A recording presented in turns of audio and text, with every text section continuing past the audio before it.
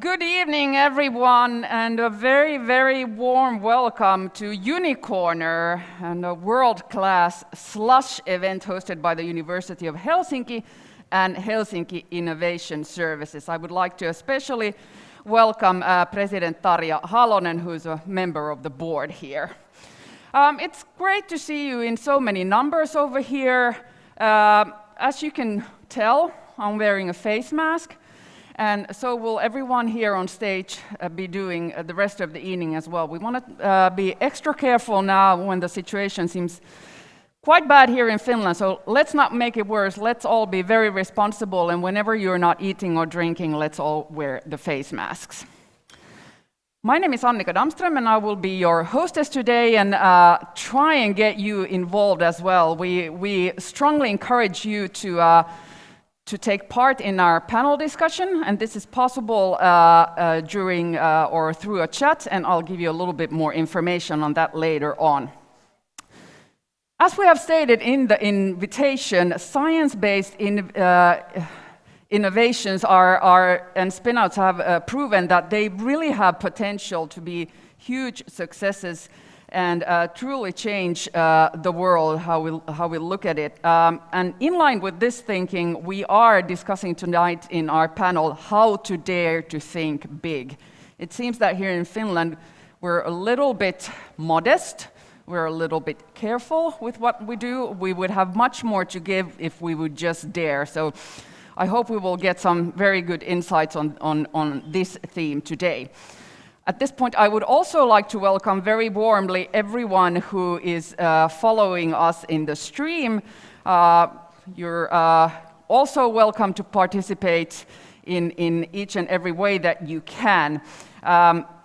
We have here 12 inspiring cases, spin-outs, that we are going to present today. And you'll find the cases on the right-hand side, and you probably see them already there. And you'll have time after the official program to familiarize yourselves with all of these cases. And you've been handed out brochures when you came here, and you'll find more information there as well. So when you want to be involved in the program today or later on, let's use the hashtag Slush 2021, as you probably already have, and Unicorner. But before we move on, a few more practicalities. Restrooms can be found upstairs and downstairs. There's also an elevator if you wish to use one, and I think you've already found the beverages and the food, and there'll be an opportunity to enjoy them more after the official program. The university is climate conscious, so all the food is vegan and safely served to you.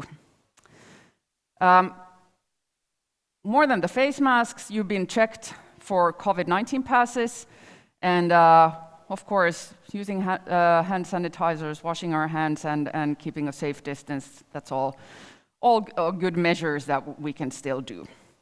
But now, for maybe official opening words, I'd like to invite the Chief Financial Officer of the University of Helsinki, Mario Berglund, up to the stage. Okay. Mario, please.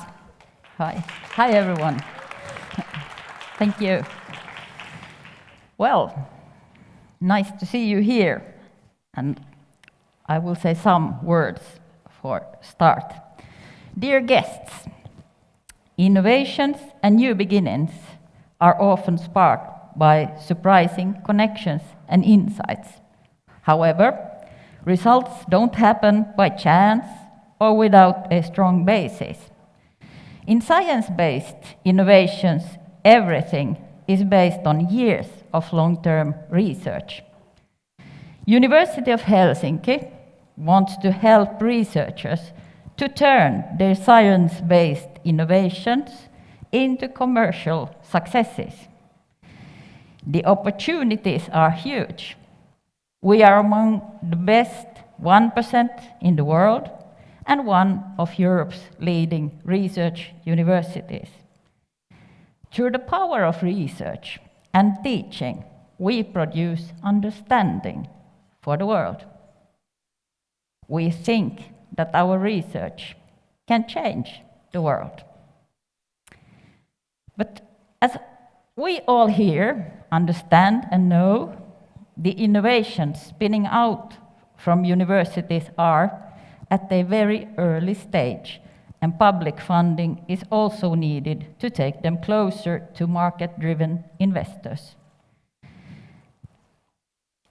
In order to succeed, science needs, beside the university, investors and entrepreneurs who can help to turn a scientific discovery into an innovation that becomes a business that reaches global audiences and markets. Here at Unicorner, we have a unique opportunity to bring together people behind research-based innovations, investors, and other public operators. Together, we can turn current ideas into kind of reality we wish to inhabit in the future. We make the future by working actively together. Science-based innovations and spin-outs have the proven potential to become hugely successful businesses that truly changes the world, as well as the future of those who believed and invested in them early on. Tonight we have here 12 science cases, and we also have 5 examples of spin-outs at the main event of Slush. I want to thank you all for joining us tonight. Let's change the world together. Welcome.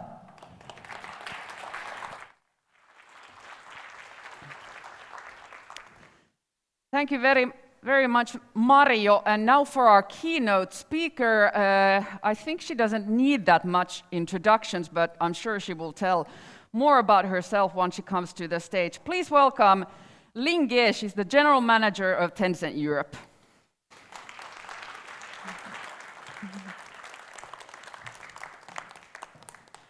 Good evening, everyone. Firstly, I'd like to thank University of Helsinki for inviting me here today.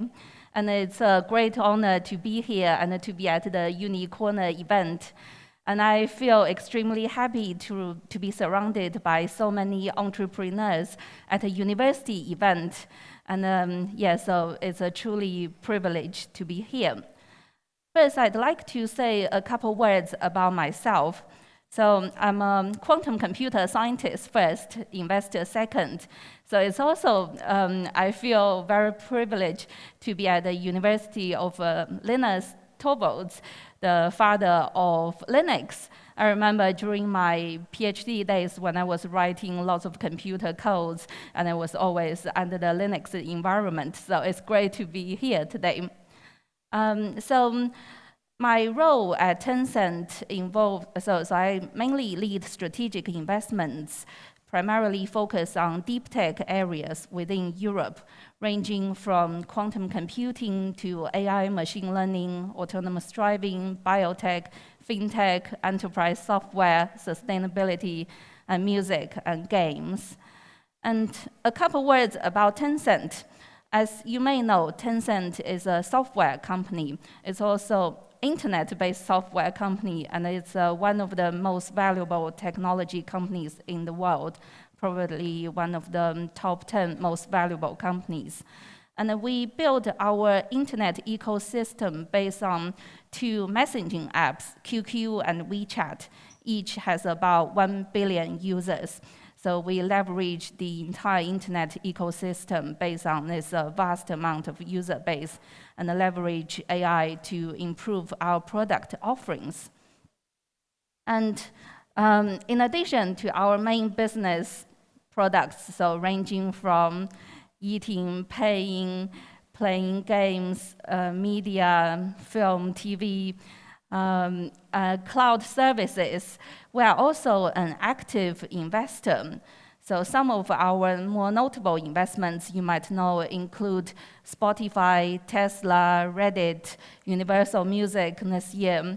And some of our early stage investments include, for example, especially more relevant to this crowd in the deep tech area, one of my favorite investments is Oxford Nanopore, revolutionary gene sequencing company came out of Oxford University, or Vaccitech, that's the company behind AstraZeneca Oxford COVID vaccine, which helps the world on the COVID crisis. And we also have some investments in Finland. I don't know if anyone here plays Clash Royale or Clash of Clans. So we invested $10 billion in Supercell. So that's also our favorite investment. And in other areas, we have, for example, IQM, that's Finnish superconducting-based quantum computer startup coming out of perhaps a rivalry university, as well as Amphuse, that's founded by two very inspiring female entrepreneurs, and they are offering fintech services, card as a service. Also has this My Carbon Action to capture people's carbon spending.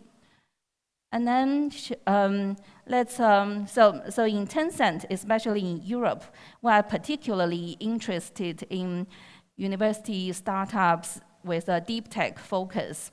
So how are we making a successful private university partnership? I think there are three key things. So the first one is there is a very active commercial arm attached to the university, probably with a very wide ecosystem. And the second one is very strong links with university in terms of research, the frontier research. And the third one is the exceptionally talented young entrepreneurs. So let's look at the first one. So I'd like to give an example from Oxford University, where I studied. So Oxford Science Innovation, which recently rebranded to Oxford Science Enterprise. I understand from Yari, the CEO of Think Corner, that OSI also gave a talk here a few years ago.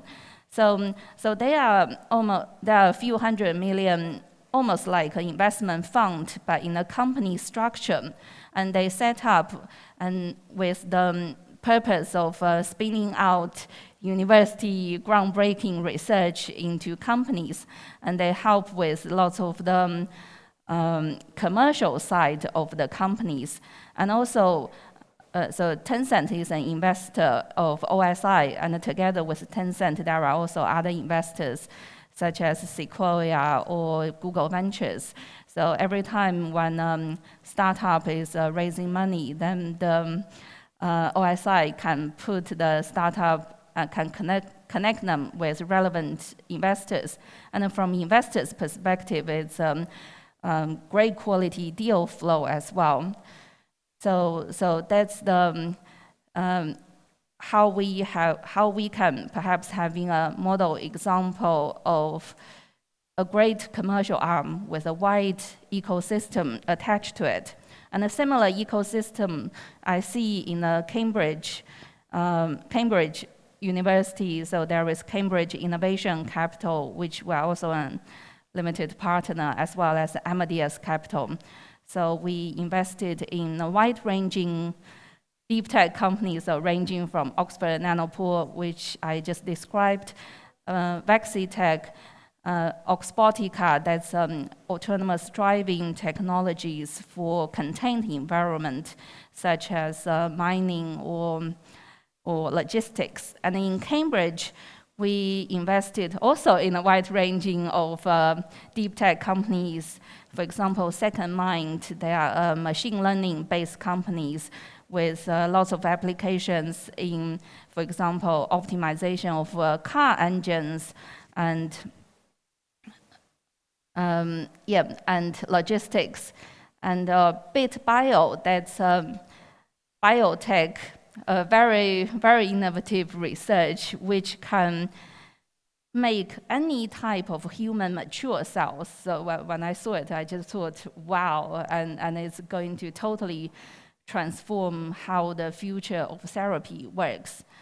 And we also have some of the other companies for example, Congenica, they are doing genomics software analysis and helping clinicians to make decisions, doing this kind of tertiary analysis. So it's a very difficult type of genomics analysis, as well as a few others. Let's come to the second point, which is having very strong research links with the university. So as I mentioned earlier, Vaccitech, so the two co-founders, Professor Sarah Gilbert and Professor Adrian Hill, they started the company Vaccitech. Originally, the company is based on this chimpanzee vaccine and they're using very innovative ChAdOx platform. So it's ChAdOx plus a prime, and this very innovative vaccine platform, which is proven to generate much higher T4 and T8 cells to help with our immunity. But these two professors, they are still maintaining their full professorship with the university, continue to input their leading edge research into the company, whilst OSI, this Oxford commercial arm I just mentioned, they are helping with the commercial side. And once COVID broke, they turned around a life-saving vaccine just within a few weeks first, and then Oxford University together with Vaccitech helped with the partnership with AstraZeneca, and then soon, within a year, it has deployed billions of vaccines around the world, so truly transforming or saving the world in a way. And both professors have been knighted by the Queen in the UK. So that's a great example of whilst doing entrepreneurship and still maintaining great links with the university. But also we see the other end of the spectrum. So in the field of quantum computing, some of my oldest friends, and they just gave up professorships, say from Bristol University or Imperial College, and went to Silicon Valley to start the startup. From a few years ago, no one really believed quantum computing, to nowadays it's one of the hottest computing fields for investment. And now their startup is one of the most valuable quantum computing startups in the world. So I guess all the entrepreneurs here, you can choose either to maintain strong links with the university or just go all in and to start a whole different entrepreneurial lifestyle, or even somewhere in between and take the best of both worlds. And thirdly, I think I can see we have a whole wide range of audience here with, I guess, with different parts of your university career, ranging perhaps from undergraduates, graduate students, PhDs, postdocs, to professors. So we have seen across the spectrum, both professors have done fantastic startups, but also the university has huge amount of incredibly young talent. So I would really want to encourage all the young talent to start your companies and really step up. So for example, some of my former students from Oxford, and then they went to Imperial College / Royal Academy of Arts and started another company called Quell. The three co-founders, they were just in the summer sewing this gauntlet in their living room, and then they started a company called Quell, and that's helping people to fight through a fantasy world. So as you know, with the recent trend of metaverse, as well as during COVID, people doing exercise at home, this is also a very timely invention / investment for us. So we co-invested with Khosla Ventures in this, And that's a great example, and probably one of the earliest stage investments we have done. So typically we invest from Series B to pre-IPO stage, but we made an exception investing from seed stage in this case.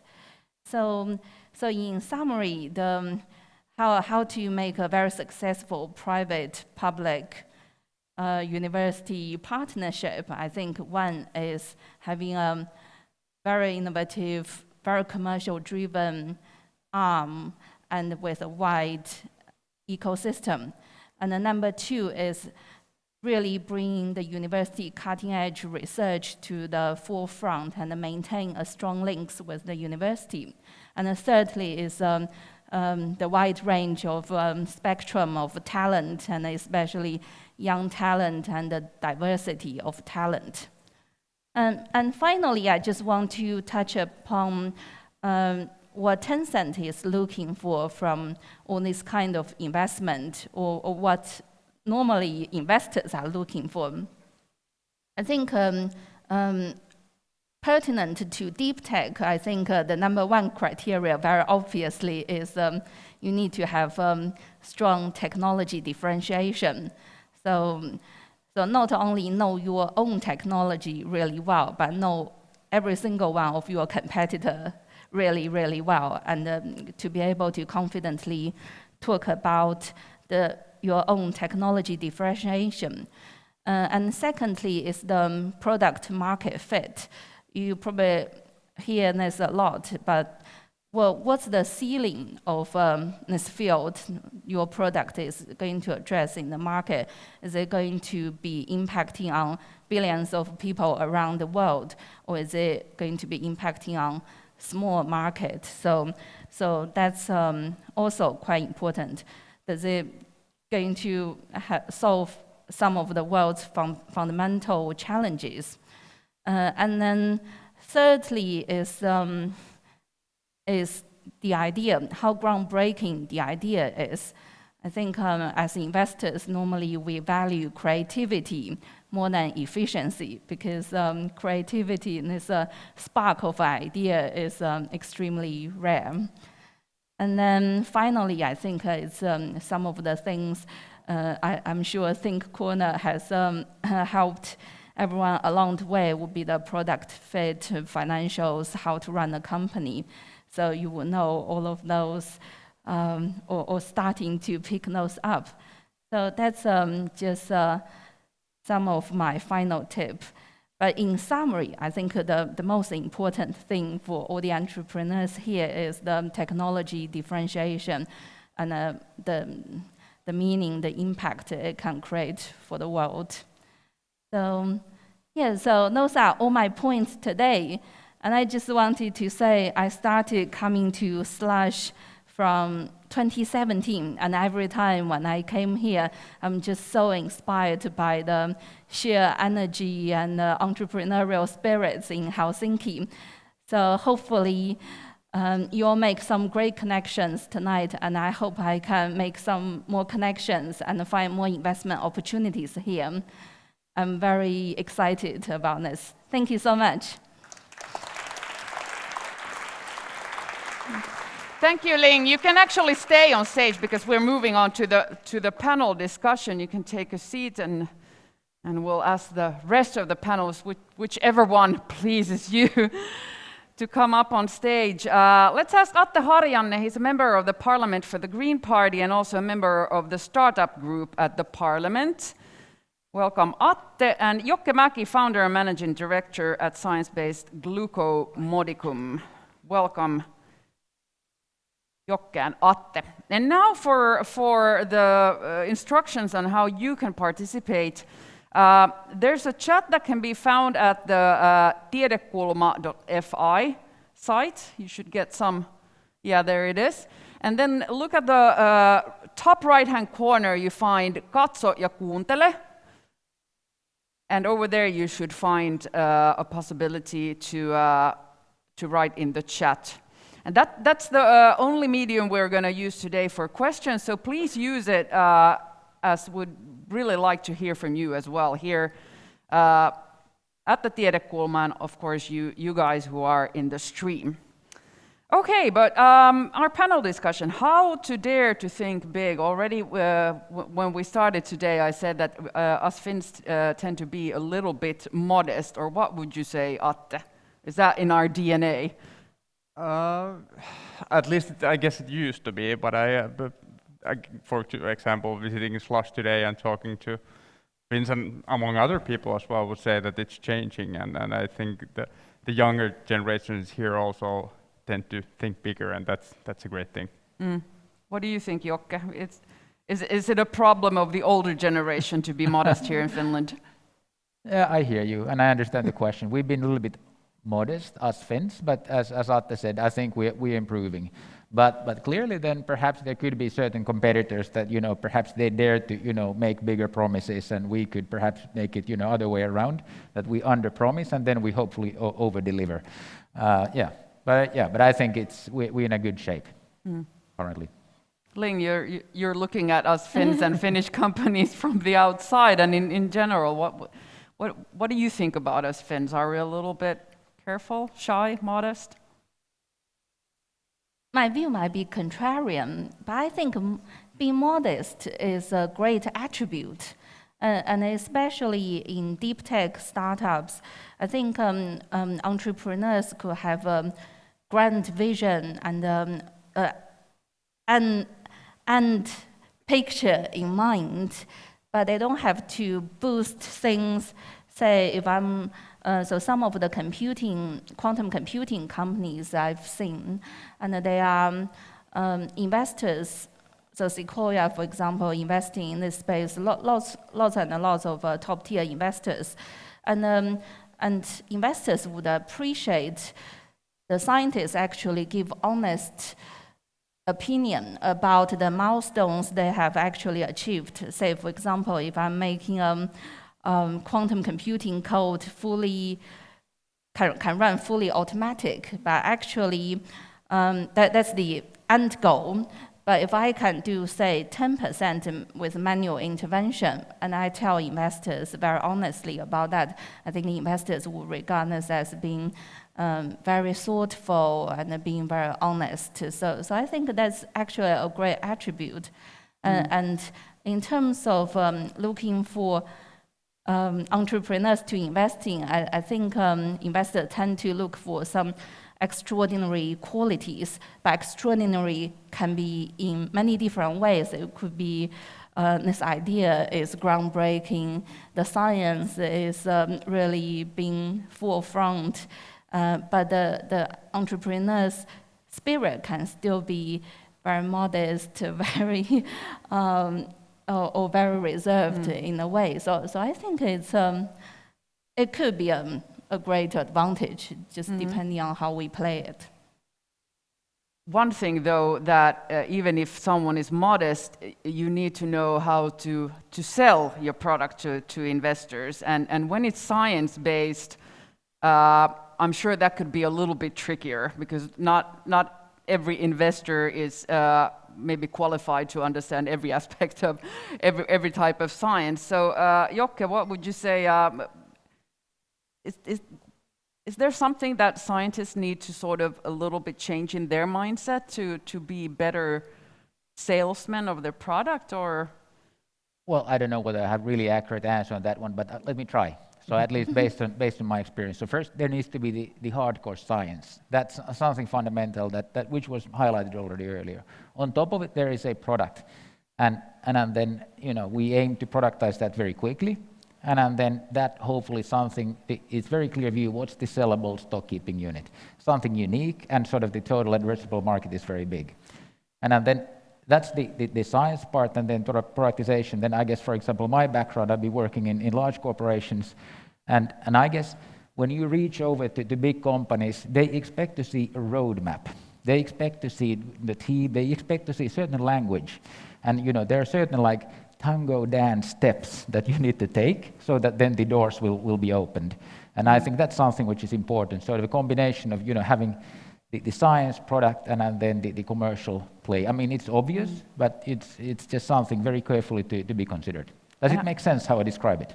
And how did this work, the process that you just described at Glucomodicum? Yeah, so we very aggressively, we've created the first, well, firstly there is a reported in Nature that our performance is 13x versus anything else which has been created in our field. So that's very strong flagpole. And then now we productize it first in Finland. Actually, we worked with the same companies who've been creating the Aura ring. And then now we've struck a deal with the US-based company to create the medical device. They're actually number one company globally, while we still own all of the IPR. And I would dare to say that we've been pretty bold in terms of taking those steps. And it doesn't happen like this. It's just months and months of diligent negotiations and approaching different companies and so forth. Yeah, work and then taking pragmatic steps. And of course taking risks. Atte, you're part of the startup group at the Parliament. What kind of discussions do you have there of how the Finnish startups and tech and science-based companies, how they approach the investors, the potential investors, and therefore growth? Well, the startup group is pretty new still, so hasn't done that much. But I think it's more of a sign that this type of the whole issue is understood better and better. I think as in Finland we maybe had a bit of a problem that we still think when we think about the economy, we look at in a bit old-fashioned way, and we, for example, have missed that. First of all, we're still lagging behind to understand that we're actually a service economy, not an industrial economy anymore, but also the kind of the power of new ideas and renewal and creating by policy, maybe creating and enabling environments where startups can foster, which is a lot of things. It's funding, resourcing, but it's also creating a society where risk-taking is possible, where people can connect with each other and so on. So I think it's more of it's a good sign that among policymakers, this kind of fresher thinking on what is needed and how to kind of make sure that we get the best out of and get the biggest impacts of the bright people in Finland and people coming to Finland and Finns going abroad or whatever. So that's breaking. So I think that's the sign. The bottom line thing, I think also as policymakers, we also need to make sure that we stay out of the way enough so that we don't think that we're the ones with the best ideas, but we understand that there are a lot of bright people with really good ideas that we can help them to foster. Yeah, that's interesting. Ling, do you see this? Because Tencent is a huge global company and you invest in all parts of the world. So do you see this, that in some parts of the world, policymakers make it more difficult for the companies that you might want to invest in to grow? Yeah, I think definitely, but the world is so big. So at the moment, for example, in Europe, we see so many exciting technologies, and even in Finland, we see so many great technologies. So yeah, so I think there are still plenty of investment opportunities, but the geopolitics tension is definitely there, and it's a bit up and down, come and go situation. How would you, or what are your thoughts about risk taking? Because obviously that's something that's very important in business, but probably to a certain limit. So how do you know where the right limit is in risk taking? Yeah, I think we have, in terms of deep tech, we have more or less perhaps higher risk appetite.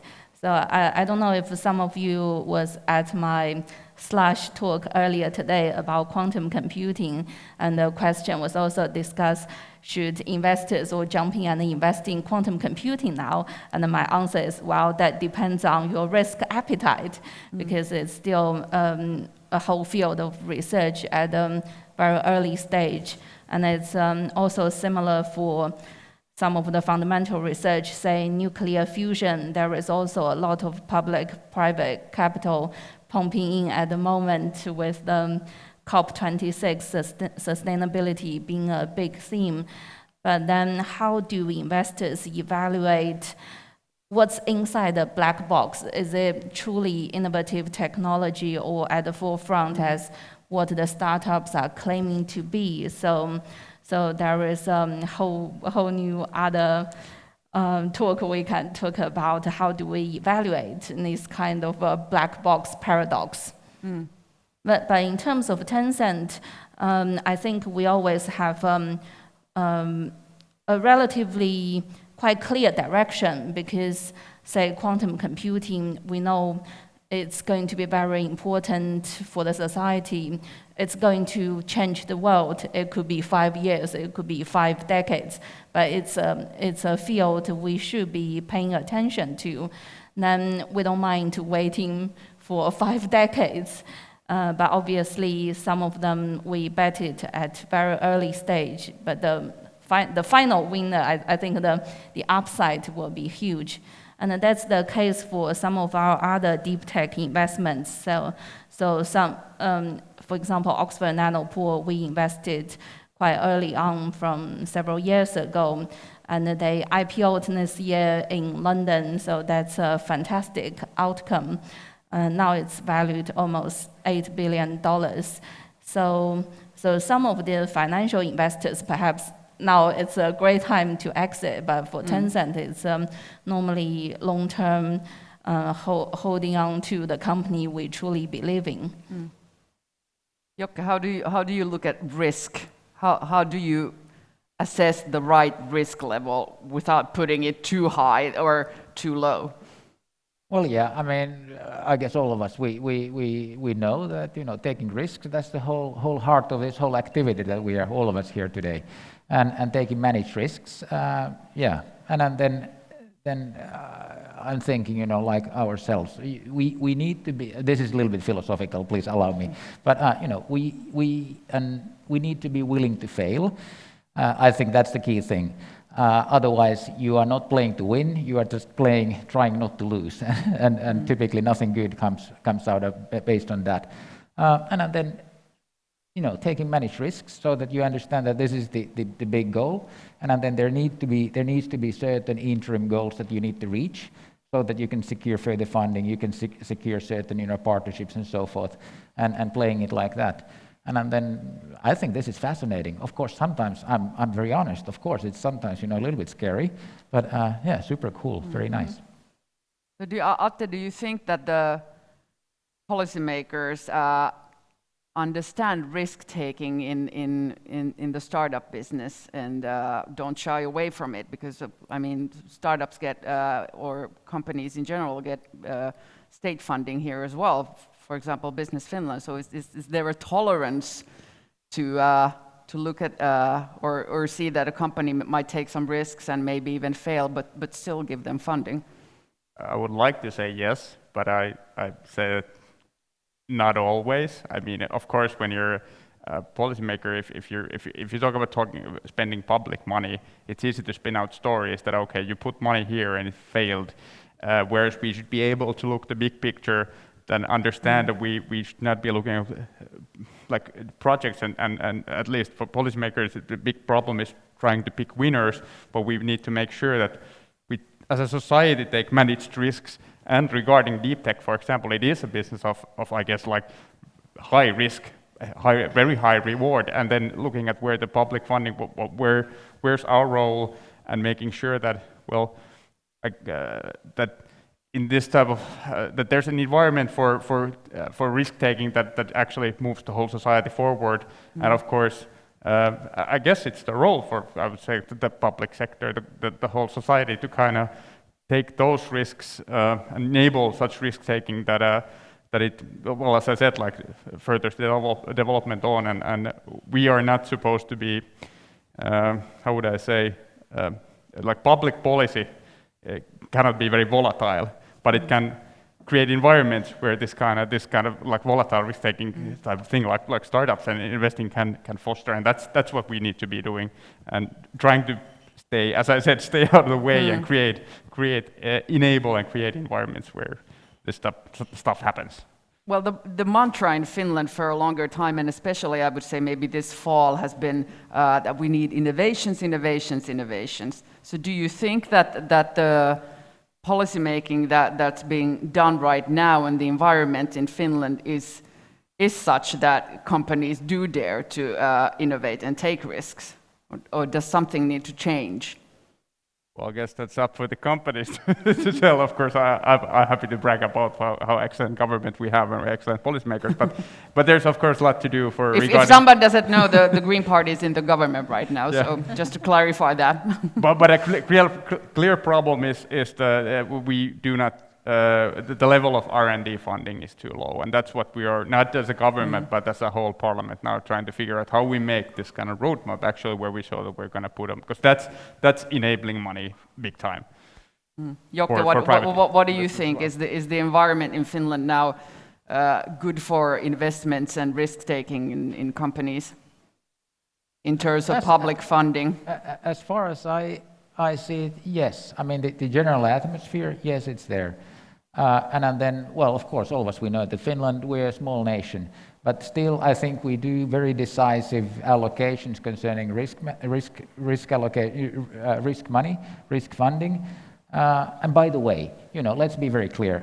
Now I need to be careful what I say out loud here. But when you look at the U.S. or some other big countries, when they do government projects, huge allocations, to certain private companies. So all of the countries are doing this, and they understand the name of the game. But answer to your question, I think that there's a very nice vibe in Finland, and the general atmosphere on taking risks and understanding what are the upsides. If the other option is not to do anything, I think this is very sensible, as long as there's responsible mechanisms how this is done. Ling, I would like to get back to the investor point of view and ask you to specify a little bit more. What kind of things do you look at when you think about investing in a company, in whether they're good risk takers or if they're a bunch of people who dare to do things? Like what are the signs you're looking for that would give you a good feeling that they have a good drive, that they want to go further and think bigger? Yeah, I think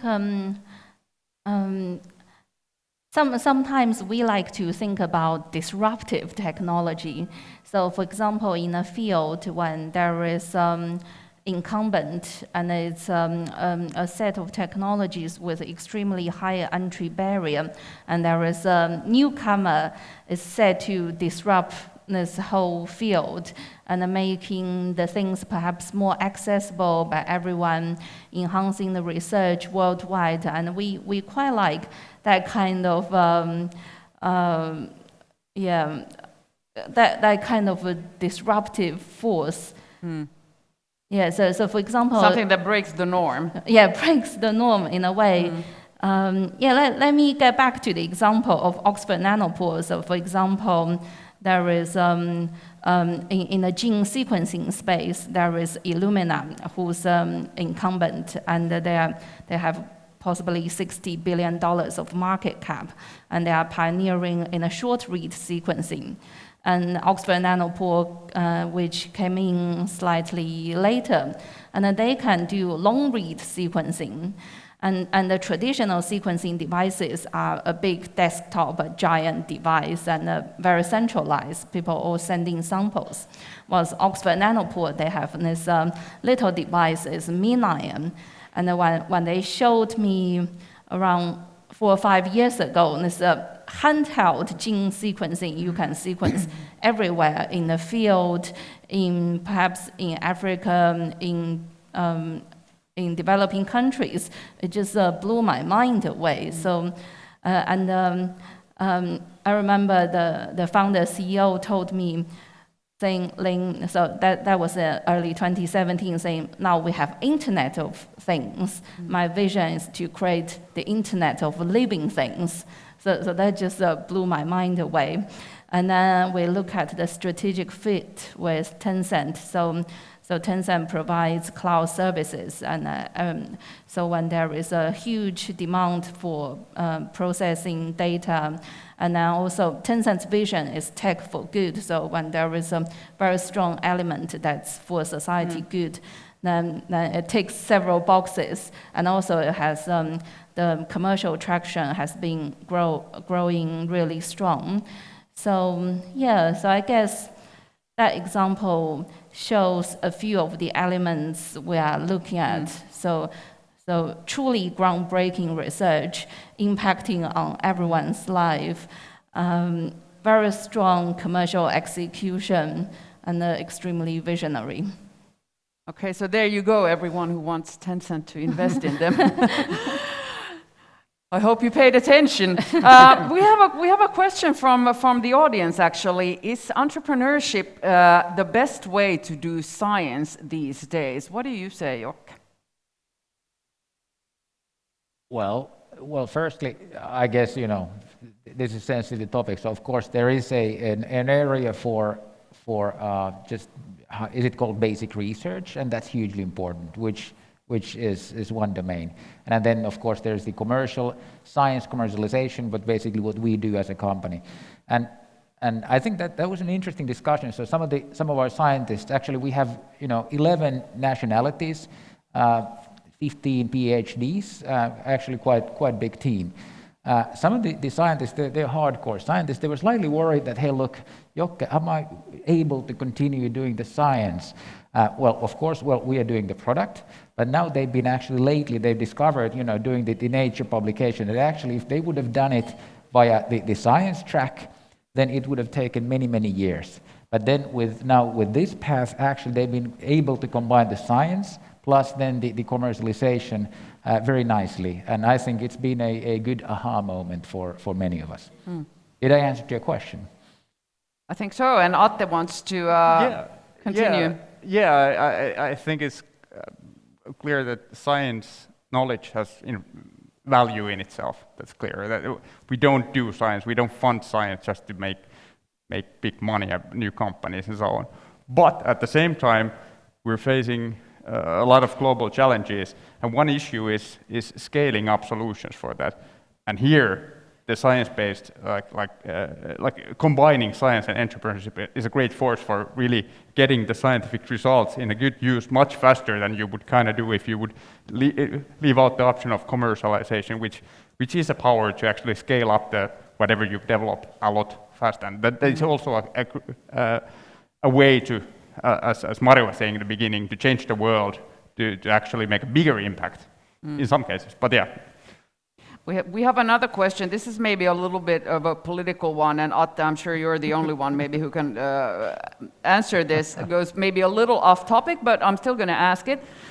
What are your thoughts on whether the proposed exit tax and its effects on innovation in Finland in the future, if it is implemented? And for those of you who don't know what the exit tax would be, that's something that the government has planned to incorporate, which would basically mean that if you move abroad and you then sell your share in a company, you would have to pay a tax to Finland even though you've moved abroad. So kind of getting more tax money flow to Finland.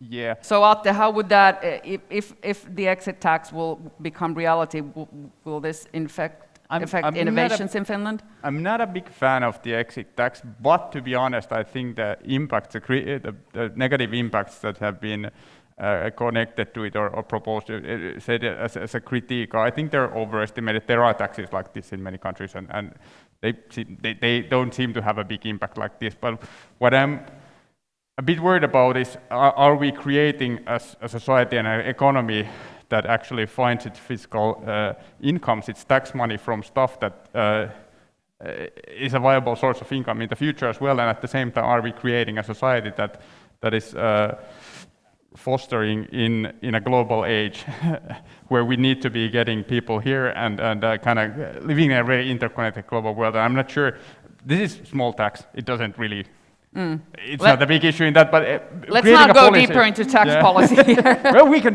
talk it all day. I mean, but That's another discussion.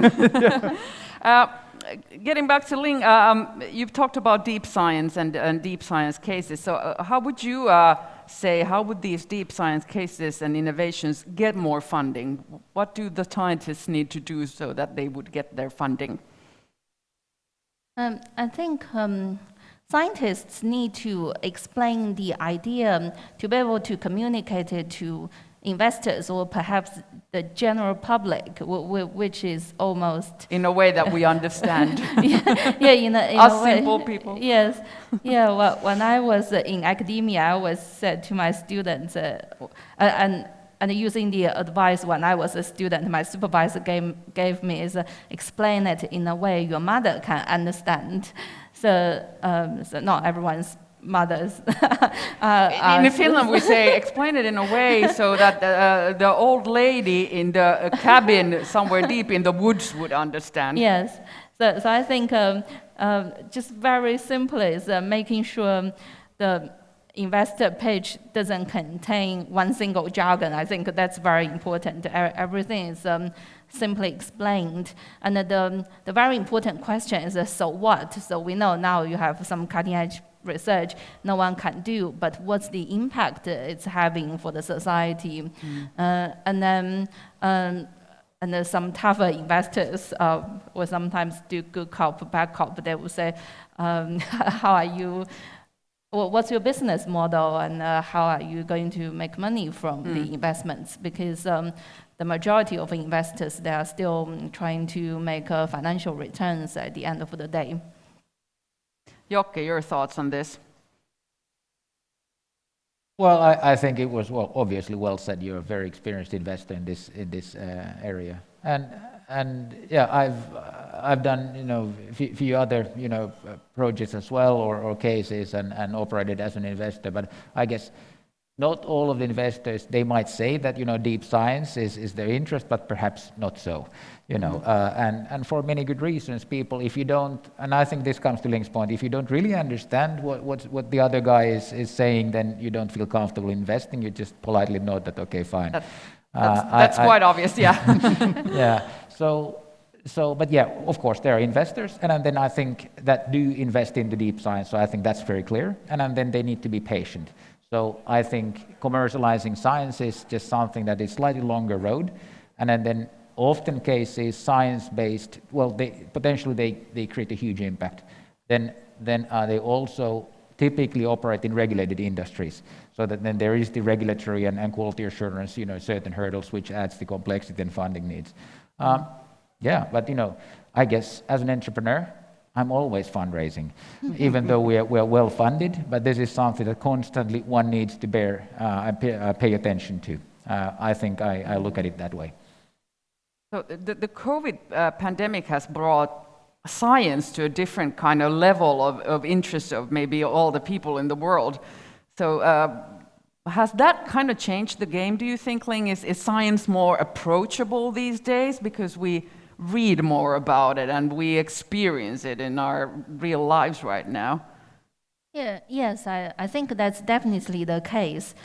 In a way, I think, for example, Oxford Nanopore or Vaccitech, COVID almost catapulted these two companies in a global spotlight. So, for example, Vaccitech, it's a very young company that's around 5 years old. And after they developed this vaccine, after it's firstly, it accelerated the clinical trials. So, for example, in drug discovery, it normally takes many years to approve a drug, but they have dramatically accelerated that.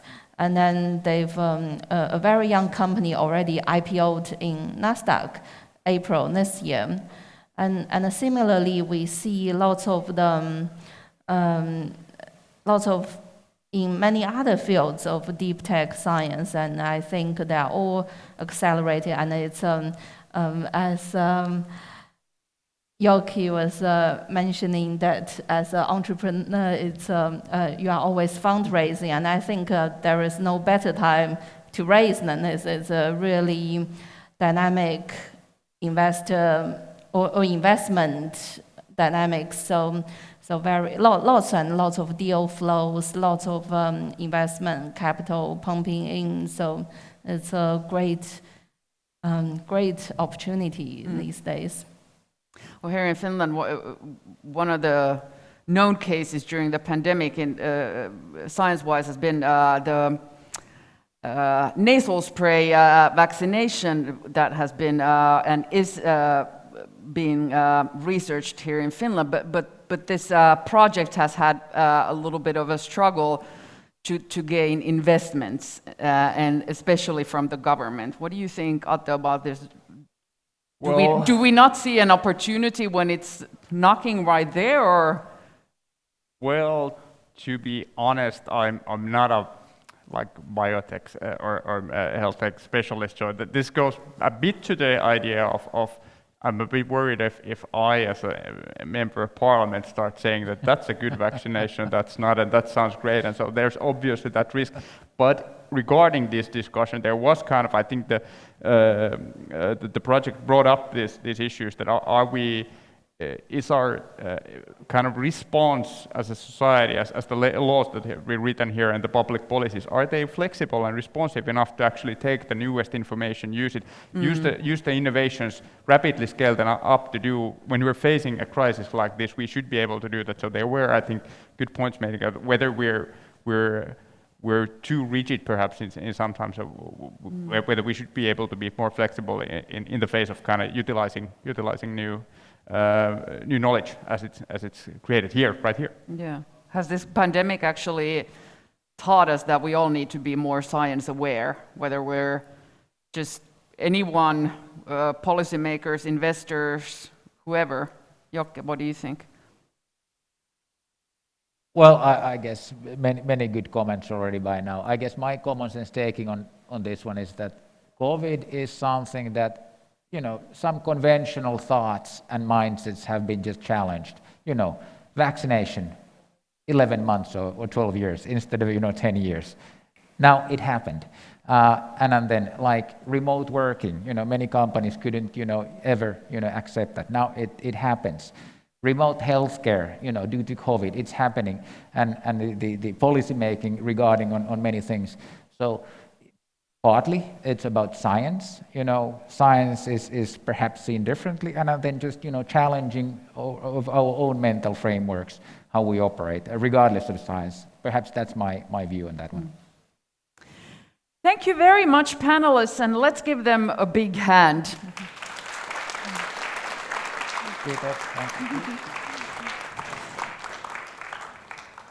And let's move on with our program, and I hope our two very busy next guests have shown up here tonight. I know they have a very, very, very tight schedule, but I would like to ask Vice Principal Paula Eerola to, and there she is, come up to the stage, because she will present the Business Collaborator of the Year 2021 award. So go ahead, Paula. Thank you, and I have some equipment here with me. Let's put them over there. But dear participants, so I'm very proud to introduce you the Business Collaborator of the Year 2021 award. And this award is given for the 6th time in a row, and this is given in recognition of the dedication and also excellence of for a researcher at the University of Helsinki, and who has been especially active in interactions between the university and industry or private sector or innovation startups and all that. So this year, this award goes to an outstanding scientist who has already a world-leading quality scientific record, but also has now dwelled into the into the innovation part, and in this part she's a beginner, but on a good way she has already filed 3 invention disclosures based on her research on mitochondrial diseases. And patent applications have been filed for 2 of them. So, and she has successfully pulled together research partners, both from research institutions and from a private sector. And her research impact is really far-reaching. So she and her team are studying mitochondrial function and mitochondrial diseases that degenerate the nervous system and muscles. So this study is bringing relief to many adults with the mitochondrial myopathy. And she has built networks around mitochondrial research by engaging patients themselves, their families, and even artists to work together to raise awareness of rare diseases. So, without further ado, please welcome the University of Helsinki's Business Collaborator of the Year, Academy Professor Anu Vartiovaara.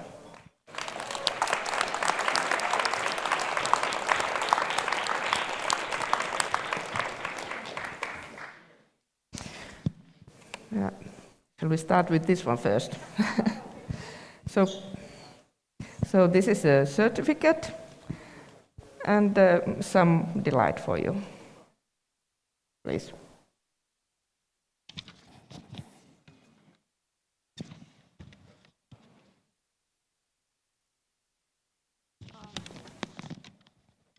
Thank you. This is a big honor and a true surprise, I have to say. 2 minutes. So my mission and passion in science is to find cure for incurable brain and muscle disorders. And this is where we have been now active for the past 20 years. And these 20 years have brought us to a level which is now attractive also for national and international companies. So our collaborations have been raised by them contacting us and being interested in sharing tools and also sharing data and with us.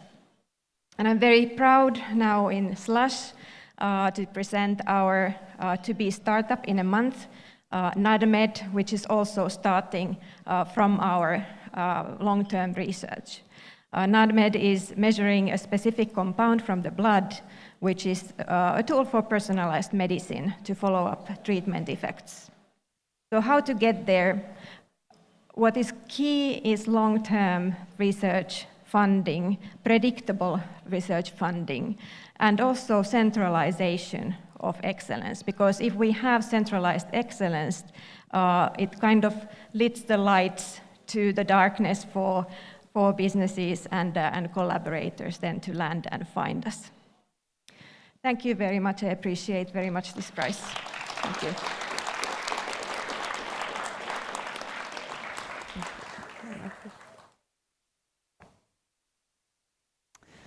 Thank you so much, and we've come towards the end of the program, and now you'll have the chance to familiarize yourselves with the cases that have been mentioned today. They're not 12 today, as promised, they're 9, but that's plenty enough for you to enjoy. And I'll read them out now, and hopefully they will raise their hands and give a little wave so you know who the guys are. NADMED, monitoring metabolic health in the human body, over there. Mushroom, new sources of environmentally friendly protein. Where are you guys? Somewhere over there. Medix Micro, a painless way to administer injections. There you go. Oleo Flow, healthier fats for the food industry. Fresh Tech, packaging component for improving vegetable shelf life. Monocyte, personalized strategies for cholesterol-lowering therapy. Living human brain, next generation human brain model. Integrated secretion solutions, boosting therapeutic protein production. And last but definitely not least, Rev Eye, a revolutionary remedy for dry eye disease. I have to say all of these seem like something that target my life totally, so it sounds very good, and hopefully you'll have a chance to go and chat with these guys. And on behalf of myself, the University of Helsinki, and Helsinki Innovation Services, I would like to thank you very much for participating today, all of you who were here, and all of you who were online, and wish you a great Slush week. Enjoy the rest of the evening, and let's be careful. Thank you.